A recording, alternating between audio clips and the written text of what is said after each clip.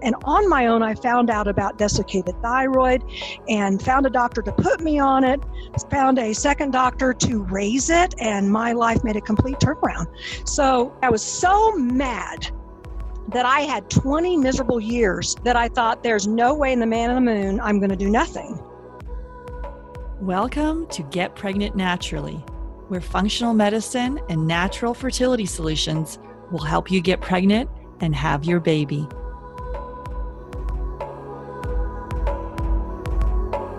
Hey everyone, I'm Sarah Clark. My mission is to inspire, motivate, and empower you. Most of all, I want you to wake up. With functional medicine, we can discover what causes infertility and eventually reverse the condition. Today, I'm welcoming Janie Bowthorpe to the podcast today, and we're digging into the connection between the thyroid and fertility. So for 20 years, Janie A. Bowthorpe suffered at the hands of doctors. Why? They failed to see the connection between her chronic and debilitating symptoms and forcing her body to live for conversion alone, also known as T4 only, like Synthroid. The examining room responses were always along the lines of, you are normal, and it's something else besides your thyroid. All the latter meant money down the drain, frustrating and false pronouncements by doctors, painful tests, dead ends, and the dark realization she would finally have to apply for Social Security disability. But Bowthorpe proved them all wrong in 2002. She switched to Natural Desiccated Thyroid, raised and found her optimal amount, and every single debilitating symptom went completely away. That change spurred her to create the movement later called Stop the Thyroid Madness, also known as STTM. What makes Stop the Thyroid Madness movement different from other websites and books? It's near totally about 16 years of reported patient experiences in getting well and the wisdom gained from those experiences. So the website is stopthethyroidmadness.com, plus a Facebook page of the same name. There's also 2 books that she has, the most wildly read thyroid books on the market for years, the revised Stop the Thyroid Madness, a patient revolution against decades of inferior thyroid treatment, also known as Stop the Thyroid Madness 1, and also Stop the Thyroid Madness 2, how thyroid experts are challenging ineffective treatments and improving the lives of patients. Definitely check out the website at stopthethyroidmadness.com. And before we jump into today's show, don't forget to hit the subscribe button on iTunes or wherever you're listening to this to make sure you never miss an episode. Hey, Janie, welcome to the podcast. Hi, I'm so glad to be here. Excited to have you. Excited to dig into this topic of thyroid. So can you share with us why you started your really popular website, Stop the Thyroid Madness? Well, it first had to do with me. In other words, I had been on T4 only, and in my case, it was Synthroid and Levoxyl, and I just got worse and worse and worse. And toward the last few years, I was going to multiple doctors. I had painful tests. They said it could be this, it could be that. It never was. They always said, no, it's not your thyroid. You're perfectly normal. And on my own, I had to figure things out. And that was way before you had Facebook and all this internet stuff. You had internet, but not like we do today. And finally, towards the end of figuring things out, I realized with common sense, this has got to be my thyroid. There must be something wrong with my treatment. And I found out there was something wrong. I found out that Synthroid sucks, and I had it particularly bad. And on my own, I found out about desiccated thyroid and found a doctor to put me on it, found a second doctor to raise it, and my life made a complete turnaround. So I was so mad that I had 20 miserable years that I thought there's no way in the man on the moon I'm going to do nothing. And I started a website that was Yahoo at the time, a group. We didn't have Facebook yet. And I wanted to spread the word. Hey, there's a reason why you may be feeling bad. And long story short, we were learning so much on that group that I realized, oh my God, I've got to go farther than a Yahoo group. And that's why I started the Stop the Thyroid Madness movement. I love it. I love it. Yeah. Sharing your own personal wisdom. Yeah. Okay. So let's dig in here about, why is thyroid health so important for someone who's struggling with infertility and miscarriage? It doesn't negatively affect everyone's hormones, their sex hormones, but it does a lot of people if you're still hypothyroid. And there's a couple of reasons. Number one, the thyroid is part of the endocrine system. And so are sex hormones, because they're related to adrenals, and everything is kind of related. So it's like, I tell people that it's all like a symphony. And if you go to a symphony and they decide to leave the violins out, what they're playing is not going to sound right. Or if they leave out the violins and the tuba, what you're hearing is not going to sound right. So it affects your hearing. It affects the sound of the concert. Well, it's the same way for us, that for many women, if the thyroid is off, for some women, if the thyroid is off, it's going to affect the sex hormones. Not all, it didn't affect mine, but it does a lot. And then also, for a lot of women, and this is true for men too, that if the thyroid is off or poorly treated, the adrenals get it, and they become stressed, meaning they start producing excess adrenaline, they start producing more and more cortisol, and over time, high cortisol can become low. So because sex hormones can come from the breakdown of hormones, including cortisol, it can negatively affect your sex hormones, and thus some women have trouble getting pregnant. Yeah, obviously the people that are coming to see us are struggling with their fertility, and I got this list off your website. So some of the things that could be linked to thyroid would be failure to ovulate, heavy bleeding, irregular periods, moody periods, excruciating pain during your period, PMS, PCOS, inability to get pregnant, and miscarriage. Oh yeah, I mean, and there's probably more I can add, but it's there's for some women I'm not saying that for all women having a hypothyroid problem, meaning being undiagnosed or being untreated or being poorly treated on T4, I'm not saying that all women get a sex hormone problem just from that.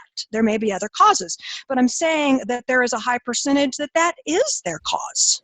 Right. And people listening to this podcast, if they're struggling with fertility, it's one of the, we always have them run the full thyroid panel, but we can go into that a little bit later. But yeah, so, and as far as some of the factors that are going to inhibit the thyroid health, there's lots, but what are ones that you're Oh my God, you're right. There is an advocate out there that blames one thing, but no, we have found that there's many things that can affect your thyroid health. Of course, there's toxins. We know for a fact by research that toxins can negatively affect your thyroid. They can affect its function, or heavy metals, by the way. They can cause the T4 to convert to RT3, which is the inactive hormone, and that will cause you to be hypothyroid. I need to clear my throat. And so the adrenals, if you start having poor treatment, or let me back up, even if you don't know you're hypothyroid and you overdo your workout routine, you can affect your adrenals, which in turn causes you to be secondary hypothyroid. We know that, guess what I found out? For example, when I became hypothyroid, I was in a very moldy house, and especially the bedroom. I was young and I was having babies, and it was so moldy that my shoes in the closet would get mold on them. And I did not know that was my cause until about a year ago. I mean, I've been hypothyroid for 30 years, and a doctor told me that my mold exposure could have been the reason I became hypothyroid. I nearly died knowing this because I could have done something about it. And there's many more causes for you to have a thyroid problem. For example, an autoimmune cause. There seems to be a genetic tendency for some people thyroid to be attacked. it. And if you don't catch it soon enough, which the majority do not, the thyroid is destroyed partially and a lot, and you become hypothyroid. There's a very, very low percentage who catch it quick enough, but not enough do. So I can go on and on to all the causes. So I'd recommend you go to the website and the page called Causes, and you can see there's a lot of reasons why you may become hypothyroid. Yeah, and I guess some of them, with the environmental toxins, and that's when I look back for myself, because I've got hypothyroidism as well, and I look back, and I lived in this cedar house that had got a lot of carpenter ants, and we sprayed regularly all these, pesticides to kill the ants, and I ended up getting obviously infertility, and my brother has got blood cancer. So there's some weird health things going on. And I don't know if, as a young child being repeatedly exposed to this spray, did that trigger something? I have no idea. Oh, and we don't know always for sure why each person got it, but we know that there are many causes. And you just named an important thing, that exposure to these things can cause it. Look what happened to me. I'm pretty sure she was right, that it was the mold. Let me also add that heredity can play a role. Like you can have mutations on certain genes, like the FOX, FOXE-1, FOXE-2, one called TG, and I can list more, but they're on the causes page. They can affect your ability to convert T4 to T3. So that can also cause T4 not to work well, which may have been me. We know for a fact that some people's low iodine can cause nodules on the thyroid and cause thyroid problems. We also know that iodine insufficiency could be that cause, and when they get on iodine, it kind of reverses it. We know that over-treatment for Graves', which my mother had, can cause it. Of course, then there's those people who had to have their thyroid removed. They couldn't help that if they had cancer. That can cause it. Less common is like hypopituitary. That's the gland that releases the messenger hormone to tell your thyroid to produce. So if your pituitary gland is sluggish, that could cause it. Did you know that being in an automobile accident can cause it? Because it can damage your pituitary.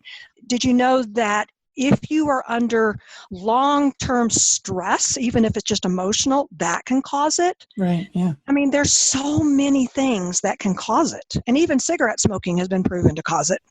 So a lot of people that come to see us, they've been on long-term birth control, which then impacts their gut flora and their nutrient levels. And then nutrient levels have been also linked to thyroid health as well. Yeah, and I want to add also that even aging can do it, because I run a group for older individuals, and I've been amazed how many of them became hypothyroid after menopause. Yeah. So there's a lot of causes. And it's interesting that you mentioned the one about overdoing the workout, because a lot of women that I coach, that is something for them. They're love to exercise, and they're type A typically. So pulling back on vigorous exercise when that's what they do to help with their stress, and then doing a calmer form of exercise. So yeah, it's difficult if that's how you cope with stress. Oh, you're so right, because I see that even more with men in my coaching calls, but it can happen to women, that they become, I don't mean this in a bad way, but they become addicted to heavy duty exercise. And what happens to you is when you exercise, you're putting a lot of demand on your adrenals, because see, your adrenals will release cortisol to raise your blood sugar levels so that you can have energy to do the exercise. Well, if you continually push yourself, which pushes your adrenals high, then what happens, your RT3 will go up, which is an inactive hormone. And if you keep going, you'll move into low cortisol. So that's called secondary hypothyroidism. Yeah. Okay. So a lot of people, they've gone and had their TSH, and their, conventional medical doctor may have said it's normal, everything's fine. So why is it important to look at the full thyroid panel? We had to learn this second. When I started the movement to learn from each other, the first thing we saw, it's much better to give ourselves back all 5 hormones, which Natural Desiccated does. Then we learn, oh my God, we cannot go by the TSH and I was one of the first ones with a few others to see this. And let me give you a good example. And this represents many people. I had a good friend who was very sick. I met her later in life, and she said, it's not my thyroid. It's always in the upper 1s, lower 2s. And I could tell and she had been that way, by the way, upper 1s for her TSH or lower 2s for 15 years. Yet for 15 years, with that perfect TSH, she had miserable and clear hypothyroid symptoms, and then it moved into adrenal fatigue. So I saw right there that if somebody can go 15 years with a great-looking TSH, we can all go a certain amount of time with a great-looking TSH. All the while, we're getting worse and worse and worse with hypothyroidism. It doesn't always follow suit with the hypo. Because for other people, when you're hypothyroid, biologically, your body should produce more and more TSH. That's what it should be doing. And it rises higher and higher because the TSH, which is a pituitary hormone, is meant to knock on the door of the thyroid to tell it to produce. That's what it should be doing. So theoretically, the doctors believe the TSH should be an accurate measure of whether you're now hypothyroid. Well, they're wrong, because in too many people, it doesn't go high. It did for me, but it didn't for my friend. And then on the other side of the coin, we can't go by the TSH when we're on either NDT or T3. Because as we keep moving up on those to find our optimal dose, you know what the TSH does? It goes below range. And then the doctors scream, oh, you're hyper. No. It is normal for the TSH to go very low when you become optimal on NDT or T3, but that's not the same as Graves' disease. Graves' disease is hyperthyroid, and that naturally causes the TSH to go low. But in us, it's not Graves' disease that is driving our TSH low. It's because we're taking over its job. So the second bad thing about why we can't go by the TSH is doctors confuse it with Graves' disease when it naturally goes low. Yeah, and NDT is natural desiccated thyroid. Yes. Yeah. And what are the ranges then? So, you may be being told by your conventional doctor that it's normal. What are normal for conventional levels, and then levels where we look at functional levels. What are you looking at as far as the normal for a TSH? Well, there isn't normal. That's the problem. The TSH, I will tell you that people who don't have a thyroid problem, meaning there's no symptoms, and they're free T3, which is the active hormone, and they're free T4, which is a storage hormone, is usually above mid-range. So their frees are a little bit above mid-range, and what we notice is their TSH is mostly across the board in the 1s. Mm-hmm. That doesn't mean that if yours is in the 1s that you don't have hypothyroid. You have to look at the frees. Yeah, dig deeper. Yeah, with the full panel. Okay. But typically, though, for a TSH of 5, potentially could be flagged as normal, and then they wouldn't even dig deeper, I guess. Well, it depends on the ranges, because a lot of the TSH ranges are the same. They might only go up to the 3s, occasionally they go up to the 4s, and then you have some which ridiculously go up to 10. Yeah. That is so ridiculous. And mine did go up to 5, and back then, this was 2002, that was at the border between quote-unquote normal and not normal. Yet I had raging hypothyroidism for several years before it went up to 5. Mm-hmm.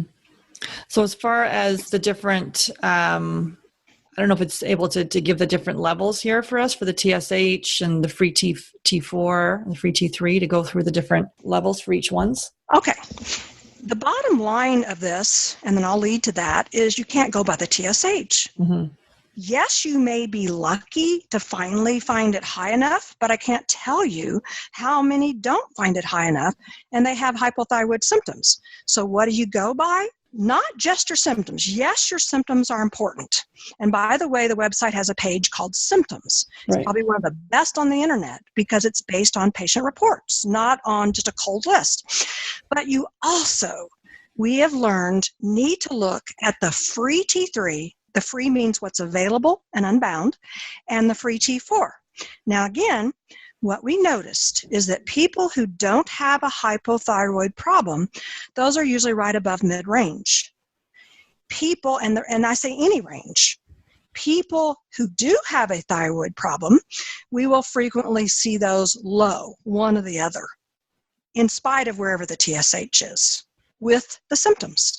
Mm-hmm. And as far as, and then going into the antibodies? Okay, then you move into an autoimmune version of a thyroid problem that some people, and I don't think is as high as they're stating. They're saying 90% of thyroid people are Hashis. I really don't think it's that high based on my observation, but it's still up there. They have an autoimmune version. It's usually genetic, where their thyroid is wrongly being attacked by their own antibodies. It's mistaking it for an enemy when it's not. And what happens is during the hyper phase of the attack, you start sloughing off thyroid hormones because it's attacking and they just fall off dead. I mean, not really dead, but they fall off and you start having really high levels and you're hyper. Or you move down to being very hypo because of the destruction of the thyroid. So that is another cause. So what we do is we look at both antibodies.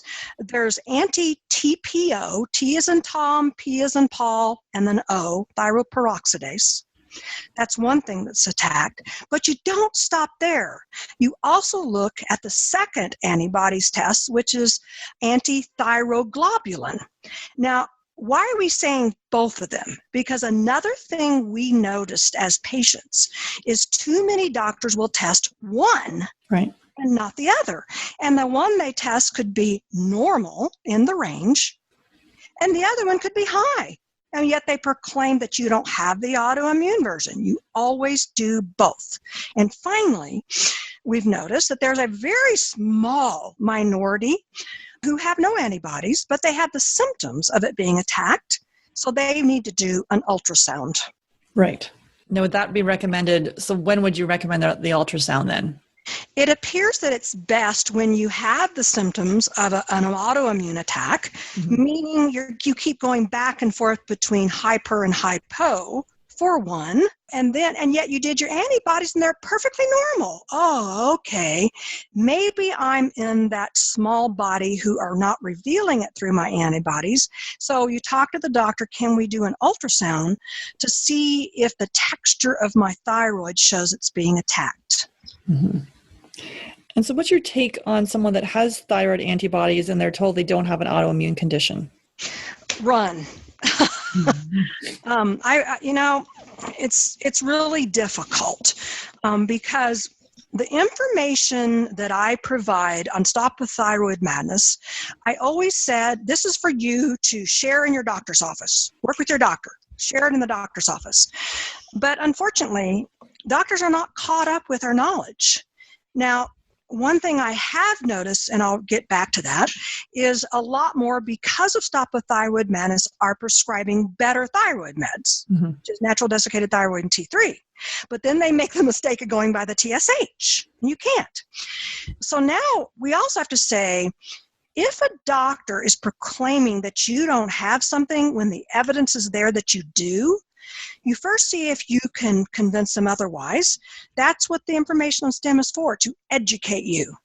Then, if you feel like they're stubborn and they're going to hang tight to what they're saying, but you feel, that, oh my God, I got it, you got to find a better doctor. You have no choice. Yeah, because if there's thyroid antibodies, that indicates typically an autoimmune. Typically, yes. It's being attacked.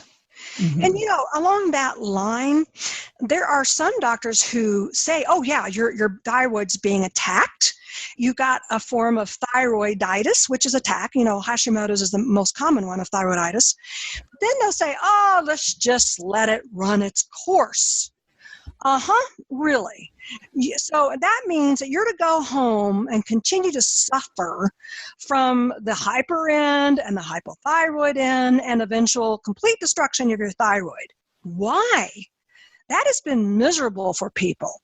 So based on those experiences, no, we are not going to let it run its course. We're going to treat it now. And some people have been able to reverse it. It's not very many. So when people tell you you can totally heal it, that's not common.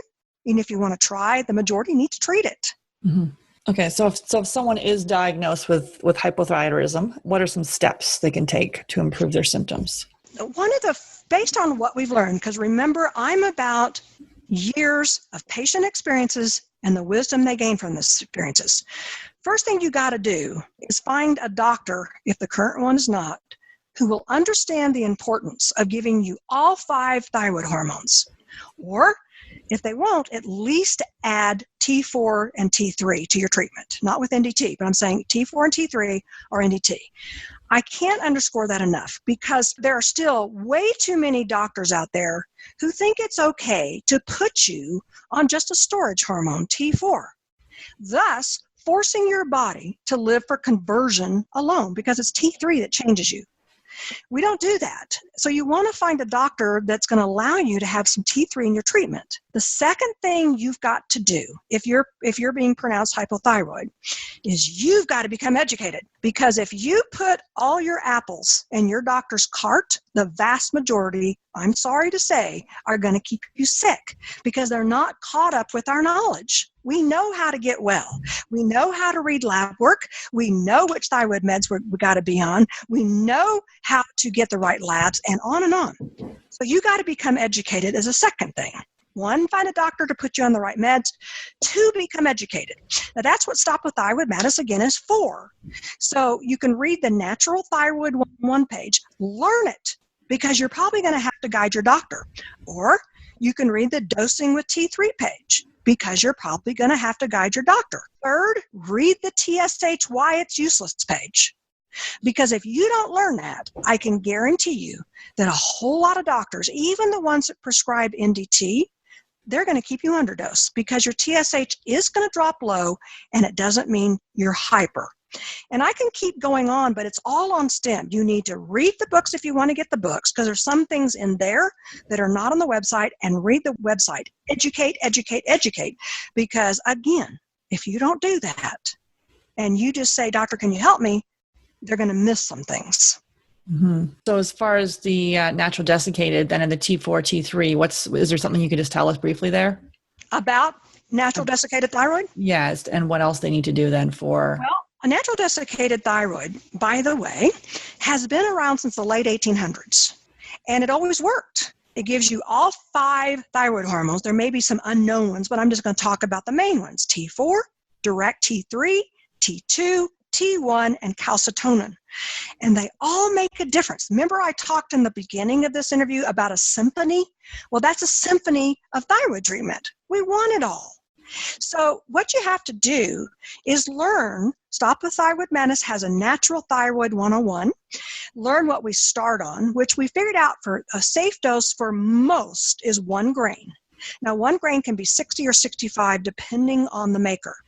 And then we generally raise by 1/2 grain every 2 weeks, and we start slowing down somewhere in the 2 grain area to do labs. That's all on that page. Read, read, read. And there is a chapter 2 is also about some of this. That's how we do it. But here's a but. If you don't have the right amount of iron, which you may not if you've been hypothyroid a while, and if you don't have the right amount of cortisol, you're going to run into trouble raising T3 or NDT. So also find out if you have the right amount and need to correct that before you get up there in your raises. You might want to stay low, find out, because you're going to feel really weird trying to raise NDT, natural desiccated thyroid, and T3 in the presence of inadequate iron or a cortisol problem. So you learn all this, and you learn what optimal is, because optimal, I'll tell you this, optimal NDT pretty much across the board puts the free T3 in the top part of the range, and this is an and, the free T4 mid-range, both of those. And do you have brands that you recommend there? The whole other thing. Okay, this gets tricky. When we first started out, most of us were on Armour. It used to be a great product. Mm-hmm. And it got bought out. Forrest got bought out, and they somehow changed it. All of them deny changes, but they changed it. We don't know exactly what. And it wasn't as effective. Now, it's also the most expensive one. Now, today, there are some people who say they're doing well, and I believe them. But I think we're leaning a little bit more towards other brands. Now, Naturothroid has always been popular because RLC Labs has done a heavy campaign to get doctors to prescribe it. That's all they know about now. Well, unfortunately, something went wrong with RLC's production. We don't know that we're hearing the entire story. I know we're not. But when it finally came out, it seems a lot weaker. So it's up to you, but Naturothroid is now weaker than it used to be. It means you're going to have to raise it higher than you normally would have to hopefully find your right amount, which means it's going to be more expensive. But I leave that up to you. Now, I just tell people, here's what's going on. It's not as effective, and people are experimenting with raising higher to see if it'll work, or they're moving to other brands. Now, what other brands? So I've mentioned Armour. I've mentioned Naturothroid. Another brand that is kind of new, it's been out there, I think, 2.5 years, 3 years.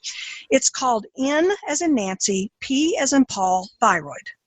It's made by Acella, A-C-E-L-L-A. It happens to be closer to what the old Armour used to be like. And it's a very good product, and there has been success, great success. So that's another one. There's a brand new one. The owners, the company is called Westminster.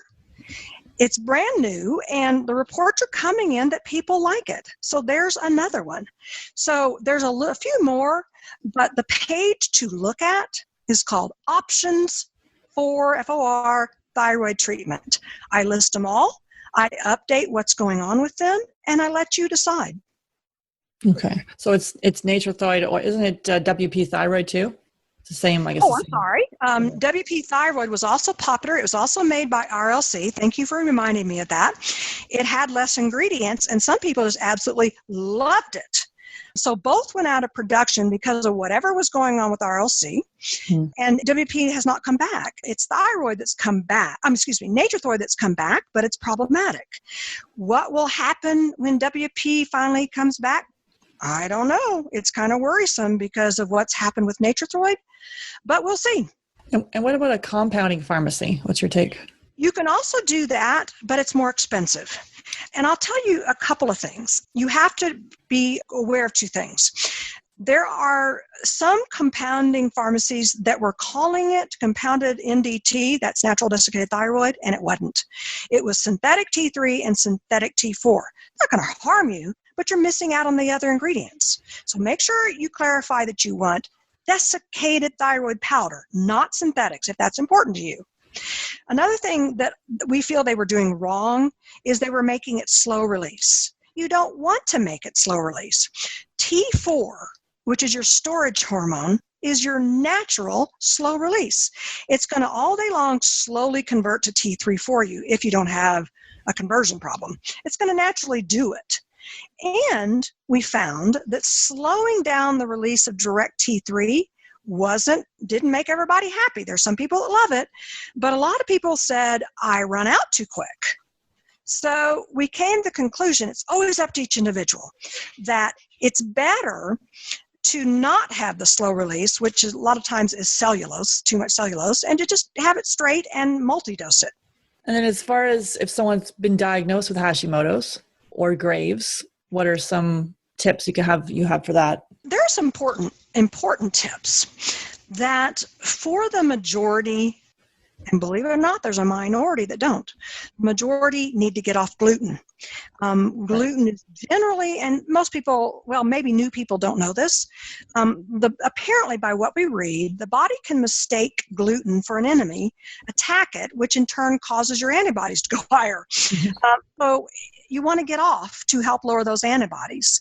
And I would say like 90-something% need to get off. There is a minority who've never had problems with it, but the majority do, because you want to try to control the attack. Why? Because the attack can drive up your inflammation, and the inflammation can drive up your RT3, and that's going to make you more hypothyroid. So that's why you want to first try getting off gluten, and you got to be committed, because gluten can also be in non-bread grain products. So learn about it. Secondly, because you have an autoimmune tendency, there may be foods which are also promoting your autoimmune tendency. Like, for example, it's not everybody. So be careful with people who say, oh, everybody should get off of this and everybody should get off of that. There's some really black and white comments out there. But no, not everybody has to avoid these, but some do. And you need to test it on you. For example, sugar. There are people whose autoimmune situation gets worse with sugar. Not all do. But you got to kind of, like you said, feel your own body. Trust your own body's reaction. If you're sensing a reaction when you have sugar, you may be one of those that needs to also get off sugar. So we have gluten and sugar. There are also people who have the same thing with dairy products, that it makes their autoimmune tendency worse. So again, it's like testing yourself. Do you feel worse after you consume dairy? You may be one of the people that has to get off. And there's a whole lot more, like with Hashimoto's, you really want to have good bacteria in your gut so that you don't get worse. You want to make sure that if you have small intestinal bacterial overgrowth, that you want to treat that, because that can make your autoimmunity possibly worse. There's a page on STEM called 10 Gut Health Questions you might want to read. 10 with the number 10 gut health questions. And it talks about all the things you need to be aware of. That's true for non-Hashi patients, but it also goes over things that Hashi's patients need to look out for. Now, I want to say, I'm sorry to say this, and some people may feel defensive. It is not common at all for somebody to quote-unquote cure it, to get rid of it. Most people have damage to their thyroid before they catch it. I'm sorry to say. Occasionally, somebody catches it quick enough. What do? They start removing these foods. They remove gluten, they remove dairy, they remove sugar, they eat healthy foods, and they stop it in its track. It's rare, but it can happen. So those are main things to look at. The Hashimoto's page in the book and the Hashimoto's page on STEM will really help you, and the 10 gut health questions.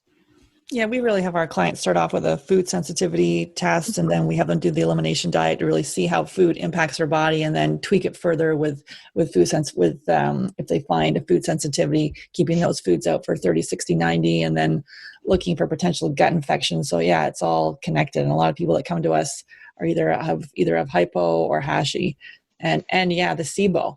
We've seen that as well coming in conjunction. So yeah, and we were, this whole purpose of this is to talk about the ability to be pregnant and your fertility. Well, Hashimoto's can make you hypothyroid, and in some people, hypothyroid can make it harder for you to get pregnant. Not all, but it can. So you want to really stop that destruction of your thyroid. Mm-hmm. What about cortisol? So we were talking about that before. How does that impact the thyroid? Let's talk about it the other way around. Okay, yeah. For most people, if you are undiagnosed, or if you are forcing your body to live for conversion alone by being on Synthroid or Levo, what happens is your adrenals are going to respond because they feel stressed by that. They feel stressed by your continued hypothyroid state. So what starts happening, and you won't notice it at first, you start producing more adrenaline. Not everybody notices that. Others do. They feel more anxiety. And with the increase in adrenaline, because your body's alarmed, your cortisol is going to go up. The vast majority have seen their cortisol go up in response, and not all of them know it. I take that back. The vast majority have their cortisol go up even though they don't know it. Then, if they don't catch what is going on to their adrenals because they're undiagnosed or poorly treated, for the majority, that high cortisol is going to start falling into low cortisol. Now you've got a multiple set of problems. Not only are you hypothyroid, now you've got an adrenal problem to treat. So for example, if you're still in the high cortisol stage, you know what it does? Drives your RT3 up. That's the inactive hormone. In other words, T4 will convert to more and more RT3 and less T3. Do you really want that? So you got to watch that carefully. Then as it falls to low, you know what happens? Your T3 can't get to the cells because cortisol not only plays a role in helping you cope with stress and helping your immune function, but it also plays a role in enabling thyroid hormones to get to the cells. So if you don't have enough cortisol, the T3 starts pooling, going high in your blood and not getting to your cells. So you got a multiple amount of problems now. Yeah. And so really, looking at the whole body, and as far as looking at those different stressors, like we talked about, the environmental toxins, the food sensitivities, gut health, mental, emotional stress, mold, toxins, all these things, which then potentially could then sort of that cascading effect of impacting, your cortisol and then eventually the thyroid, or the other way around. Yeah, and the sad thing about all that I'm talking about is too many doctors don't get this. They don't understand how to properly treat your hypothyroidism. They are gaining understanding how to treat Hashimoto's, but we still have a way to go. They don't understand how it impacts the adrenals. They don't understand that you need to do saliva testing, not blood.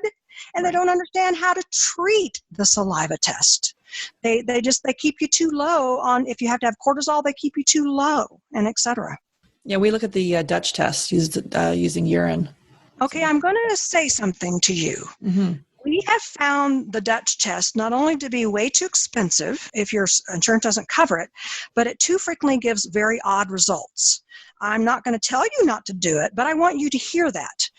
We have gotten to where we don't even recommend the Dutch test. Even though they're promoting it as a new, modern way to test these things, we found it can be problematic. And they pick some odd times to test it. Honestly, generally, we don't like it. And this is not my opinion, it's based on our experiences. Mm-hmm. We tend to lean not to do the Dutch and to just order a saliva test, like MyMed Lab has one made by ZRT, which is great. And if you choose not to do Dutch because of this, and you want to just order the other kinds of saliva tests, you have to be careful that the facility that creates it is giving you ranges, because more and more facilities, the range is just, you want to be greater than this, or you want to be less than that. That doesn't tell us anything. Because you may be, for example, let's say the bedtime, the new range is less than 5. Well, what if you're 4? Well, that's too high. But they don't tell you that. People who don't have a cortisol problem are 1 at the bottom of any given range. So you want to see, do you have 4 ranges? Because there's an awful lot of them that don't anymore. It's terrible what they're doing. So you can see my comments about which facilities are making those saliva tests with no ranges and how we don't encourage you to use them. It's up to you. And that's on the recommended lab work page. Yeah, we did do saliva testing for a while. I work with the functional diagnostic nutrition practitioner, and I can't remember which one she was using. And then we switched over to Dutch, and I just actually interviewed Reed Davis, who's the founder of FDN, so Functional Diagnostic Nutrition, and he's advocating to continue on with saliva just because I guess Dutch is still early. I guess the testing kind of behind it. Urine works, but it's for some reason it's in too many people. It's given results that didn't fit them. And then it has that odd time that they do it. And you can choose to do it, but we've kind of come to the conclusion we're not going to encourage it. And they're going to get mad at me for saying this. Yeah, I've got Dr. Carrie Jones from Dutch coming on the podcast. Her episode's going to drop probably mid to late July, or actually it is mid to late July right now, but later in July. And we go through the Dutch and how that's okay. But I'm just telling you, our observations and our experiences are saying, No, it's interesting to hear feedback on that. Definitely want to avoid it. Mm-hmm. And they're going to counter that. Well, obviously, they're trying to sell it, right? Yeah, they're trying to sell it. Yeah. And as far as iron, what's your take on that? I'll tell you something bad that happens when you are undiagnosed or when you are still hypothyroid in your own degree and kind on T4 only, or secondary hypo, when you are hypothyroid for any of those reasons, everything slows down. And one of the many things that slows down in your body are the cells that line your stomach. Those cells produce stomach acid. So as you slow down, because you're still hypothyroid, you produce less and less stomach acid. Why is that a problem? Because you need an acidic environment in your stomach to absorb nutrients. Well, because so many people are still hypothyroid, and because they have low stomach acid, we're seeing these things fall. We're seeing iron fall, we're seeing B12 fall, we're seeing vitamin D fall, and more. And the problem with iron falling is thyroid hormones need iron to form. And if you also raise a T4 product, and desiccated thyroid has T4 in it, with low iron, guess what happens? Your RT3 starts going up, the inactive hormone. So it's never good to have low iron when you're trying to raise either T4 only, which is terrible anyway, or NDT, of which 80% is T4, because it's just going to increase your RT3 for the vast majority. So before raising those things, test your iron. Now here comes an important part that we have learned as patients. Lab results, like iron and all the others, have nothing to do with falling anywhere in those ridiculous normal ranges. Mm-hmm. They have nothing to do with that. What we found out repeatedly, it has to do with where they fall. So now I'm going to use US ranges here first, that women who are optimal, we notice, are always getting close to 110. Remember I said close to, not right at. 110, 109, 108, 107, maybe 106. They're not even 99. The ones that are optimal across the board were up there. And with that, their percent saturation of iron was always close to 35. Now they might be 30, 34, kind of 33, but they're never in 29. And then we also, and let me tell you something else. There's another mistake that doctors make, and patients keep spreading this. With your iron, there are 4 iron labs you need. One of those is ferritin. Right. But unfortunately, based on previous knowledge, because we fell for it too when we were starting out with this, doctors, some will only test your ferritin. Ferritin is storage iron. Now, granted, when you have low iron, you will usually have low ferritin. But here's the problem. You can also have low ferritin with high iron. So if you're just going by ferritin, there's a chance you're adding iron supplementation to high iron. You never just treat low ferritin, we found as patients. You go by all 4.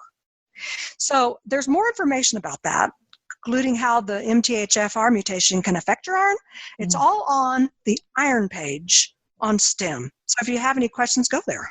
And the 4 thyroid ones look, so iron, ferritin, what are the other ones? They are serum iron, which can also be iron or total iron. Number 2, percent saturation. Number 3, this is an acronym, capital T as in Tom, I, B as in boy, C as in cat, TIBC. And the 4th one is ferritin. They all give us very important information. So you got to do all 4, and then I explain what you're looking for on the iron page, and I've got a section in the odds and ends chapter of the revised STEM book about it. Yeah, we do a blood chemistry review as part of our program as well, kind of digging into all this stuff. You cannot always tell what's going on with your iron by doing the you're talking about the CBD, CBC, I can't think what it's called. You can't always tell by the size of the red blood cells. You still got to do the 4 iron labs that I mentioned. Mm-hmm. And then as far as iodine, obviously our soil has been depleted. What's your take on iodine and thyroid? Oh, I'll tell you something very cool. We found out, and I think STEM was one of the first ones to find out, I was pretty glad for that people who get nodules, frequently it's because their iodine isn't where it should be. And how do we know? Because we have too many people who got on iodine with nodules and they either shrank completely or shrank a lot. So iodine is an important part of it. Now, can some people get rid of their hypothyroidism with iodine alone?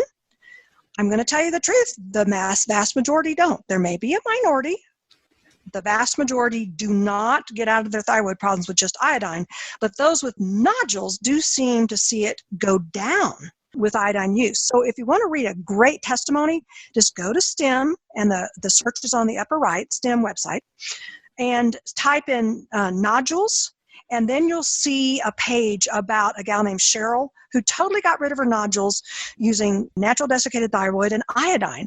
And then today, I think it's today or yesterday, on the Stop the Thyroid Madness Facebook page, another guy said he was having terrible problems, and I told him about that page. So I bet you he'll come back and say it helped him. And then so we talked about, you talked a little bit about B12 and vitamin D and how are they related to thyroid? Well, remember how I said that hypothyroidism can cause your stomach acid levels to fall, which in turn means you're not going to absorb nutrients well? Well, B12 usually goes down. Vitamin D usually goes down. So if we want to test those also. It's not necessarily going to harm your thyroid treatment, but you won't feel as well. Now, we learned that B12 seems to need to be in the upper quarter of any range. That's based on our experiences. That's where we got rid of any lingering symptom of low B12. By the way, if you have numbness or tingling in your fingers or your hands or your feet, that could be low B12. So get it tested, and hardly anybody's in the upper quarter until they get it up there. And the second thing, vitamin D, that's so important for your immune system. So we go by the old guidelines as well as more progressive doctors are. We go by trying to get it up to 60 to 80. Right. And we've got Dr. Will Cole coming on the podcast late August talking about vitamin D and taking a functional approach to it. So yeah. And then, okay, so gut infections. So we talked about, we see when we run a stool test, we see parasites, worms, bacterial infections, fungal infections, and a whole host of other things. And then linking that to thyroid. What's your take on that? Well, any problem that you might have could potentially drive your cortisol up, or it could drive your RT3 up. Now, for example, I have very bad systemic candida right now. It's a long story, but I'm treating it. And I have no doubt it's caused me a lot of problems. Now I'm seeing that it was causing me problems. And to treat it means you're going to have this die-off. Right. And I can tell that my adrenals have been affected. I'm having to take cortisol in the afternoons because I think because it's going high in the morning, which causes it to go low in the afternoon. I know enough to know that. And so it's harming me. And I also suspect, I'm just guessing, I haven't done the testing, but I think it's driving my RT3 up. So having gut health problems could mess you up. It could mess up your adrenals and stress them. It could cause you to make too much RT3.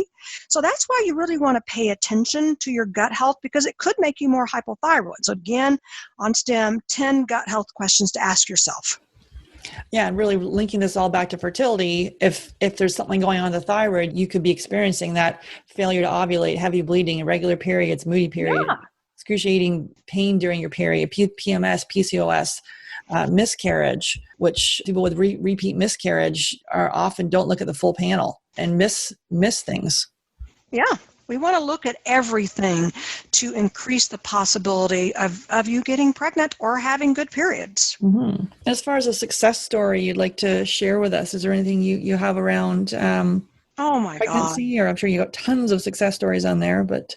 We did notice over the years that women who were having trouble getting pregnant, they came back and reported that once they got on NDT and got optimal, or T3 and got optimal, and I'm underscoring optimal, they got pregnant. There you go. And that's how we knew that, oh my God, see, we learned all this from scratch. Oh my God, the thyroid and the adrenals have something to do with fertility. Now, not in everybody. I was able to get pregnant, and I was hypothyroid as a skunk, and I got pregnant twice, but other people can't. Right. So we knew by those experiences that improving your thyroid condition, which may mean improving also these other things we talked about, adrenals, iron, maybe B12, increases your ability to potentially get pregnant. And carry a baby to term. Yeah. Like with repeat miscarriage, I talked to people that have had, 3, 4, 5 miscarriages. And with miscarriages, I'm never going to say black and white. Your thyroid state did that. But I am going to say your risk of miscarriages appears to be increased with a hypothyroid state. And I'm saying either being undiagnosed or being on T4 only. We've seen that. That's just what we've observed.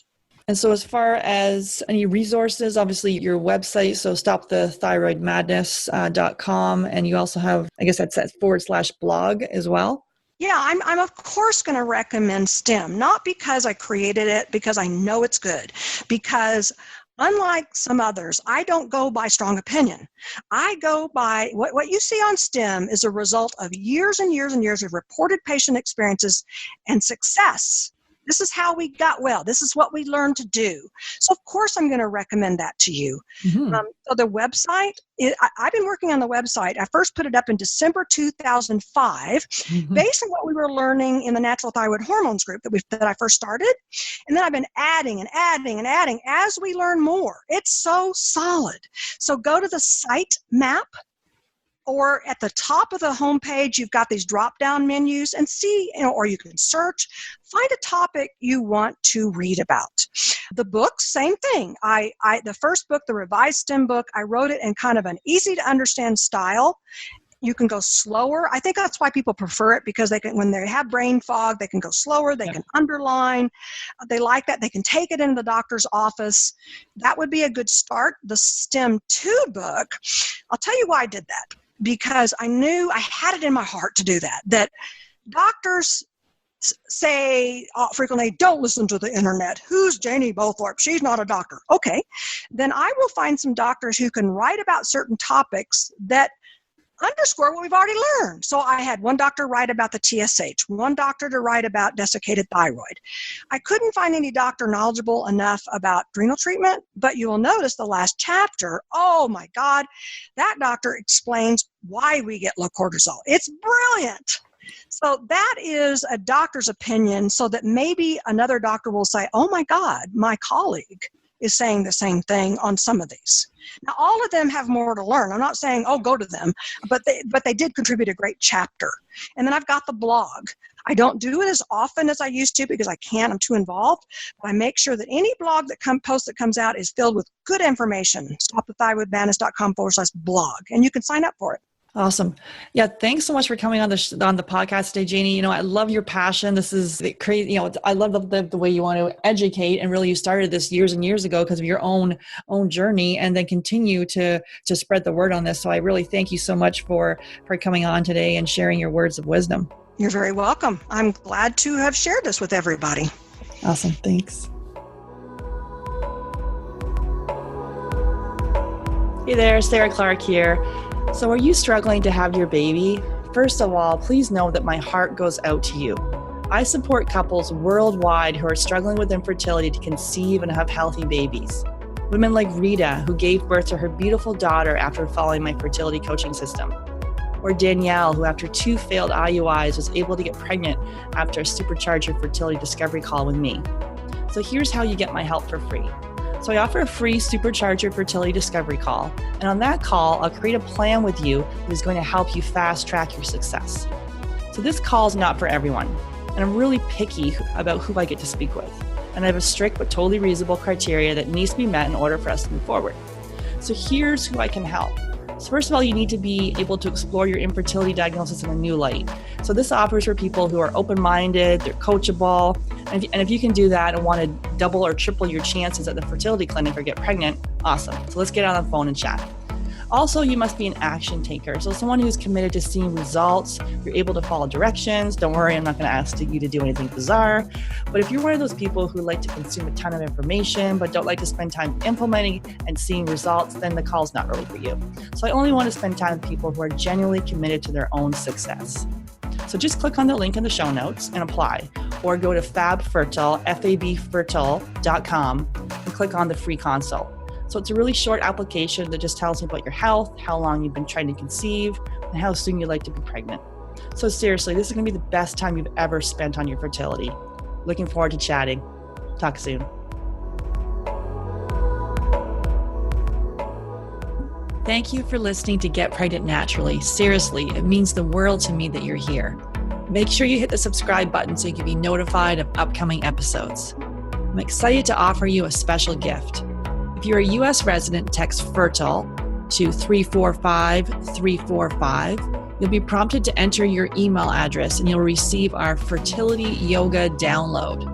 In this 20-minute intro video, we focus on a calming and peaceful practice to connect back to your heart. These simple fertility yoga poses can help quiet negative thoughts and make you feel more in control. Download it now and get started today. So for U.S. residents, text FERTILE, F-E-R-T-I-L-E, to 345-345. For non-U.S. residents, go to www.yogafreebie.com to access your special gift. That's www.yogafreebie.com to access the free fertility yoga download. And I love this quote by Dr. Mark Hyman, Medical Director of the Cleveland Clinic Center for Functional Medicine and Chairman of the Institute for Functional Medicine. Functional medicine is medicine by cause, not by symptom. Functional medicine practitioners don't in fact treat disease. We treat your body's ecosystem. We get rid of the bad stuff, put in the good stuff, and because your body is an intelligent system, it does the rest. Thanks for listening. Until next time.